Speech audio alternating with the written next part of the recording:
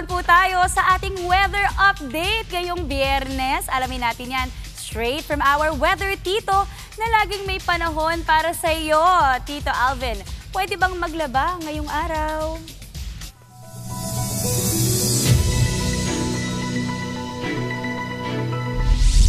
Good morning, Maui, at good morning mga kapatid. Ngayon, silipin natin ang magiging lagay ng panahon ngayong araw ng Biyernes. Muli na namang umakyat at nakakaapekto itong ating tinatawag na Intertropical Convergence Zone dito sa ilang bahagi ng Mindanao. Ito namang easterlies ang magdadala ng mainit at malinsangang panahon sa malaking bahagi ng ating bansa, maliban lang dito sa eastern section ng Northern Luzon dahil aktibo pa rin yung ating tinatawag na northeasterly wind flow.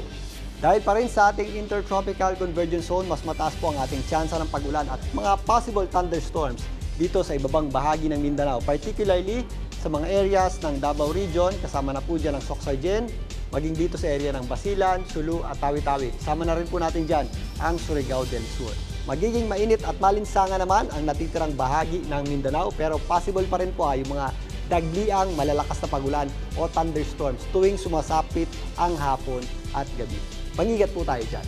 Samantalang, ang malaking bahagi naman ng Visayas at kasama na rin po dyan ng Palawan ay makakaasa ng maaliwalas at magandang panahon. At kung may mga pagulan po tayo dyan, ito po yung mga isolated lamang o yung mga dagliang, mga thunderstorms na kadalasan nga na nangyayari tuwing hapon at gabi.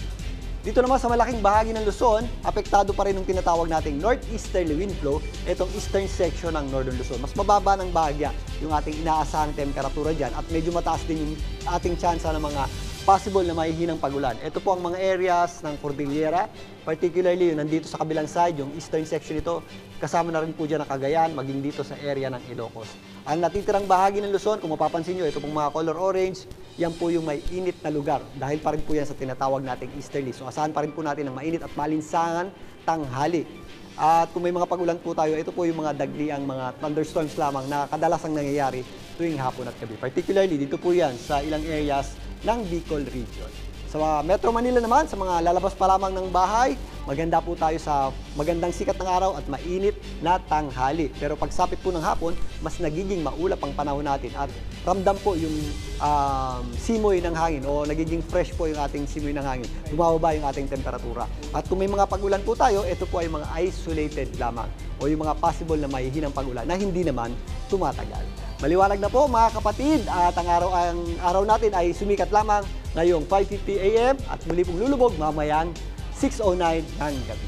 At yan po muna ang ating lagay ng panahon. Muli, ito po ang inyong weather, Tito Alvin, na laging may panahon para sa iyo.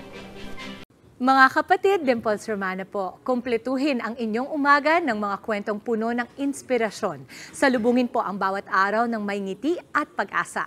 Kaya't mag-subscribe na po at mag-follow na sa aming social media pages ng News 5.